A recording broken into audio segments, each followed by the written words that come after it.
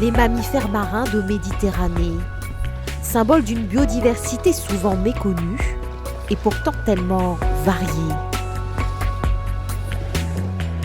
La Méditerranée abrite 8 espèces communes de cétacés, des grands dauphins, les bleus et blancs, mais aussi des dauphins de Risso, globicéphales, le champion des grandes profondeurs, le cachalot, et surtout le rorqual commun, la deuxième plus grande baleine au monde.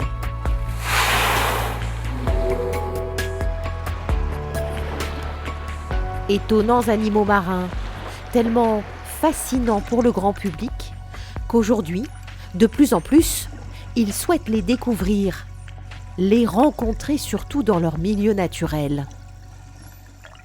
Le whale watching est une activité en plein essor depuis les 20 dernières années, suivant les exemples à l'international. Car le whale watching est la première activité écotouristique au monde. En Méditerranée, les opérateurs doivent respecter un code de bonne conduite pour prouver qu'ils travaillent dans une démarche respectueuse des cétacés. Il y a à peu près moins d'une quarantaine d'opérateurs qui pratiquent le whale watching et environ la moitié, 16-17 selon les années, sont engagés dans la démarche High Quality Whale Watching. On les trouve beaucoup dans le territoire de Pélagos, c'est-à-dire dans les Alpes-Maritimes, le Var, un petit peu en Corse. Mais de plus en plus, il y a des opérateurs qui pratiquent en dehors de Pélagos. Le sanctuaire Pélagos, une zone protégée pour les cétacés entre la France, l'Italie et Monaco. Le siège de la partie française du sanctuaire met désormais en avant un label High Quality Whale Watching, un code de bonne conduite pour les opérateurs. L'historique de la démarche de création du label remonte en gros à 2001 où on a mis en place un code d'approche qui permet de définir comment on approche correctement les mammifères marins. Le label a été déposé en 2014 par ACOBAMS, conjointement à Pélagos. ACOBAMS, c'est un accord sur la conservation des cétacés en mer Noire, en Méditerranée, en Atlantique. Collaboration entre plusieurs pays pour réduire les menaces qui pèsent sur les cétacés.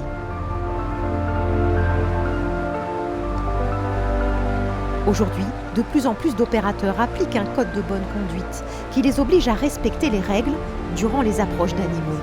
Exemple, avec cette sortie whale watching en Méditerranée qui commence d'abord par un exposé. Si jamais on croise des cachalots, il y a plus de chances que ça soit sur le talus qu'ailleurs, puisque c'est sur le talus qu'on va trouver également les calamars. L'opérateur doit bien connaître les animaux marins pour anticiper leur comportement, mais aussi sensibiliser le grand public. On va donc partir essayer de trouver des cétacés. Je vous dis essayer parce qu'on travaille avec des animaux sauvages dans leur environnement naturel et qu'on ne contrôle pas tout. Puis, après la navigation vient le moment des rencontres. T'as du dauphin là-bas. Là aussi, les règles sont très strictes. On vient de repérer un groupe de dauphins bleus et blancs et on va prendre la même route qu'eux, suivre le même cap qu'eux et on va étalonner notre vitesse sur la vitesse du plus lent. Voilà, de manière à se positionner comme il faut, toujours sur le côté, jamais ni par devant ni par derrière. La règle est simple. Dans une zone dite de vigilance de 300 mètres autour d'eux, les cétacés peuvent ressentir les perturbations. Il ne faut donc pas leur couper la route, ne pas les brusquer s'ils prennent la fuite et être très attentif à leur comportement. Je vois des petits ailerons qu'il y a avec, donc il va falloir être particulièrement vigilant. On va faire le tour pour être sûr de ne pas les gêner. On a pu observer que c'était des mères qui se regroupaient avec des jeunes dauphins. Et donc qu'il fallait bien respecter les distances pour ne pas trop les déranger et ne pas leur créer trop de stress. Puis, la zone des 100 mètres autour des cétacés est une zone d'approche interdite par le code de bonne conduite. Sauf si les cétacés y viennent spontanément, le bateau, lui, ne doit pas y pénétrer. C'est très rare que les gens nous demandent de se rapprocher plus ou quoi que ce soit. Ils sont tout de suite dans le bain et je pense d'ailleurs que s'ils ont choisi un opérateur High Quality Whale Watching, c'est aussi parce qu'ils tiennent à ce que ça se passe de cette manière-là. C'est une notion de respect déjà, on arrive chez eux, en fait, c'est nous qui nous invitons dans leur milieu naturel. Et je pense qu'il y a une notion de respect et pour respecter leur quiétude et leurs activités aussi diverses. On n'arrive pas chez quelqu'un en hurlant et en général on tape à la porte et ensuite si on y est invité, on rentre. Le label a été un de mes critères de sélection pour la sortie d'aujourd'hui. Je trouve que c'est important justement qu'il y ait un label comme ça. Et enfin, selon le code de bonne conduite, la durée d'observation dans la zone des 300 mètres est limitée à 30 minutes.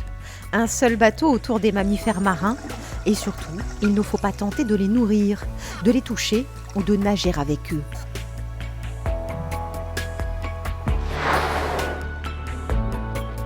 L'observation des cétacés peut, si elle est mal pratiquée, être une source de dérangement. Respectons alors leur tranquillité, que l'on soit plaisancier, pêcheur, opérateur de whale watching ou autre usager du domaine marin. Les règles énoncées s'appliquent de la même façon dans le sanctuaire et au-delà.